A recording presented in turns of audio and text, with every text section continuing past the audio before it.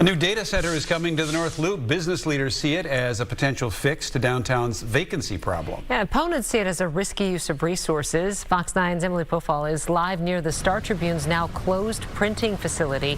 So, Emily, that's where this new data center reportedly would move in. Right, you guys, the building's been empty since the paper stopped printing here last year. A Virginia-based data center developer has plans to move in. It's all part of this data center boom that we're seeing because of this surge in AI. And it's also something that the Minneapolis Downtown Council's CEO hopes that the city can really capitalize on. How long are we willing to let 30% vacancy just hold? And if we take a pass on these investments, they're going to go to a different downtown. They're going to go to downtown Chicago or downtown Milwaukee or Des Moines, or pick a city that does want to see that investment.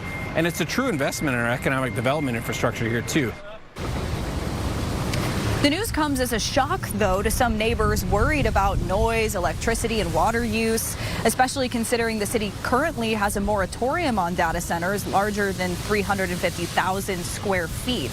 This building here is upwards of 500,000, but we're told that some of that space will likely be for retail or housing. They really want it to be mixed use. Council member Irene Chowdhury supported the moratorium. She's much more skeptical of the project's impact on the neighborhood here.